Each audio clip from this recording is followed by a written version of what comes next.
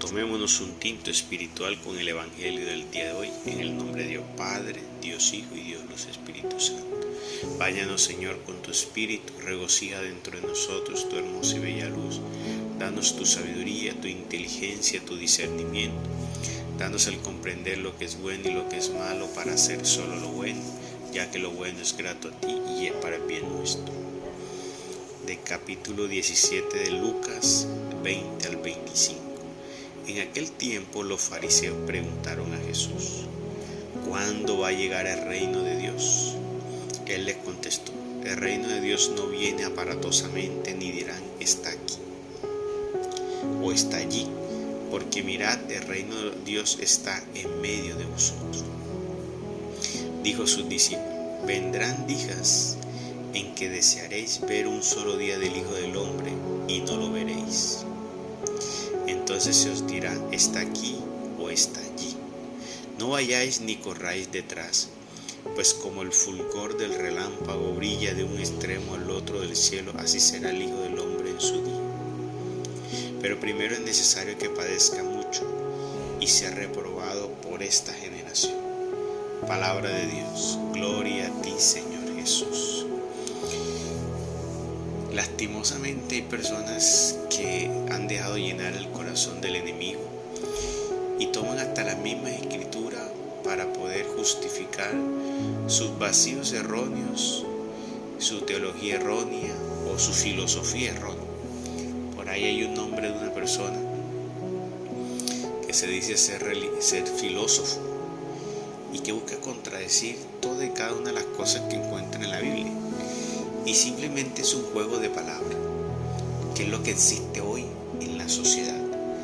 Toman con el lenguaje, han cogido el juego, el lenguaje, y hacen un juego de palabras para tratar de modificar tu forma de pensar y hacerte pensar contrariamente a lo que está allí. Entonces voy a ponerle un ejemplo. Esta persona, el filósofo, decía que Jesús no viene, porque él les dijo a los apóstoles que no pasaría esta generación hasta que él volviera, y dijo: mira, no vino. Y les dijo hasta que pasara esta generación, la de ellos. Y la generación de los apóstoles pasó y él no vino. Pablo les dijo, Pablo le estaba diciendo a sus discípulos que él pronto llegaría y que los que estamos vivos, o sea, se refería al mismo Pablo, que los que estamos vivos no experimentaríamos la muerte, sino que iríamos con el Señor. Y él dice: mira, Pablo murió y fue contrario a lo que él dijo. Entonces es un juego de palabras, tomar y sacar las cosas de contexto, y eso es lo que existe hoy en día. Y con eso el enemigo, que es muy astuto y muy sabio, que conoce muy bien las cosas de Dios, ha envuelto a tantas personas y les ha sacado. Por eso hay algo importante leer la palabra de Dios. Cuando nosotros vayamos a leer la palabra de Dios, salte tú de toda esta filosofía del mundo, de toda esta teología del mundo. Si usted hoy quiere ser una persona iluminada verdaderamente con la palabra de Dios, no coja ningún libro de ningún teólogo, sea católico, sea protestante, sea musulmán, de ninguna clase. Usted no coja ningún tipo de libro de guía porque esas enseñanzas ya van aliadas, ya están, como dice, combinadas. Y es lo que sucede con el cristianismo y la teología del día de hoy. Está revuelto lo sagrado con lo humano, con lo del hombre. O sea, es como cuando tú yo digo cristianismo aliado. ¿Qué le llamo cristianismo aliado? Un cristianismo donde hay cosas puras con lo impuro, está revuelto.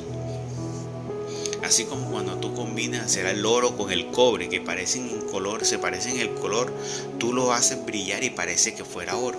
Entonces estás combinando el oro, que es lo puro de Dios, del mensaje de Dios, del entendimiento de Dios, ahora con lo que el hombre ha dado a entender, y mezcla allí.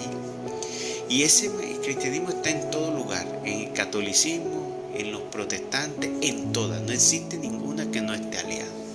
Entonces, ¿qué tenemos que hacer nosotros? Tomar la palabra de Dios, arrodillarnos y pedirle a Dios. Si Dios ve en tu corazón que hay una sinceridad por conocer de Él, te aseguro que el Espíritu Santo te guiará. Será tu maestro y será tu verdadero teólogo. Pero si encuentra que simplemente lo vas a hacer como estos filósofos, como esta gente que se busca simplemente para ufanarse y para hacer videos y para mostrarse que son sabios, pues ahí no va a habitar el Espíritu Santo. Porque la sabiduría del Espíritu viene en los corazones sencillos y humildes. Y si llevas de antemano esos deseos o esa finalidad, pues no, pues nunca la vas a encontrar. Entonces si vas a encontrar el contrario, la voz del enemigo que te susurrará astutamente palabras, y ese juego de palabras, las cuales, ¿para qué? Para hacerte desviar, porque él es muy astuto para hacerte desviar de lo que verdaderamente deberías tú saber y conocer. Entonces tenemos que tener mucho cuidado y coge la palabra de Dios. Solo pídele al Espíritu Santo para que no sea engañado. Porque mira, los fariseos le dijeron al Señor: el reino del cielo, el reino de los cielos, ¿cuándo va a llegar? Estaba nuestro Señor Jesucristo al lado de ellos y no lo supieron reconocer. Pero ¿por qué ellos no reconocieron a Jesús? Porque ellos cada vez que iban a reflexionar sobre Jesús se iban a ir a las enseñanzas que ellos habían recibido. Y resulta que esa teología que ellos tenían, esas enseñanzas que ellos tenían ya estaba aleada. Entonces no se daban cuenta, no podían reconocer, porque el punto de referencia de Dios de ellos era esas enseñanzas que estaban aliadas, y eso les costaba.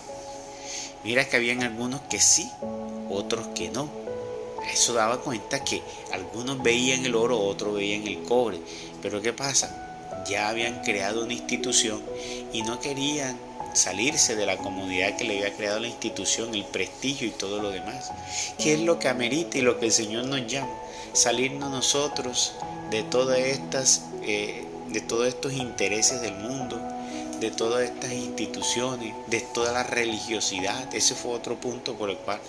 Entonces, ¿qué está haciendo que el ser humano hoy no pueda verdaderamente conocer el mensaje de Dios? La religiosidad, la institucionalidad. ¿Por qué los sacerdotes hoy están desviados y todavía no son capaces de darse cuenta? Sabiendo que tienen una teología más vieja que todas las demás y que vienen estudiando desde hace 2000 años. ¿Y por qué se fue perpetuando el error? Porque se han cerrado y ahora se fundamentan en esa teología de hombres y no en tobar rodillas y pedirle discernimiento a Dios, porque ni cuando se paran en el púlpito le piden. ¿Qué hacen los pastores hoy para predicarte? Se toman todo 1 o 2 días a preparar una prédica y buscan de aquí, buscan de un libro allá, buscan de una palabra allá, buscan de la predicación de alguien y van cogiendo de pedazo en pedazo y te forman una predicación. Y eso no es verdaderamente lo que Dios quiso. Lo que Dios quiso era que tú fueras instrumento del Espíritu Santo. O sea, que ¿qué debería hacer hoy un sacerdote o una persona que predica? Pararse sin tener que preparar absolutamente nada, solamente pedir y disponerse y decir: Espíritu Santo, aquí estoy, instrumento tuyo.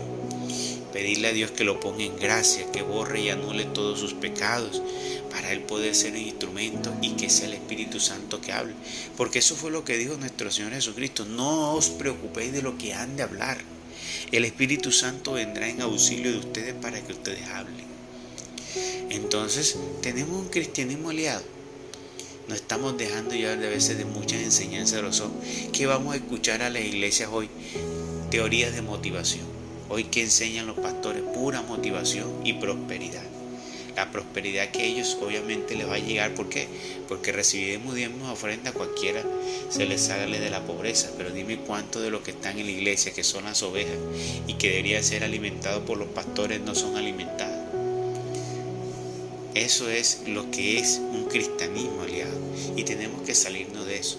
Y mire, y por eso no nos damos cuenta que el reino de los cielos ya llegó. Y las personas hoy pensando: Señor, ¿y cómo hago yo para salir de esta crisis? Señor, ¿y cómo hago yo? ¿Cómo así? Están como los fariseos. Si el Señor es el único referente, Él es nuestra fuente, Él es nuestra vida, en Él se cumplen las promesas, Él es nuestro médico, Él es nuestra medicina, Él es el que nos ayuda, el que nos puede sacar de todas las situaciones. Y todavía preguntamos: ¿cuándo, Señor? ¿Dónde? Y todas esas preguntas. Y el Señor estaba en medio de ellos, igual que los fariseos. Hoy está el Espíritu Santo igual que nosotros y todavía nos preguntamos. Es el Espíritu Santo al que debemos recurrir y solo el Señor y nada más que el Señor. Déjame tu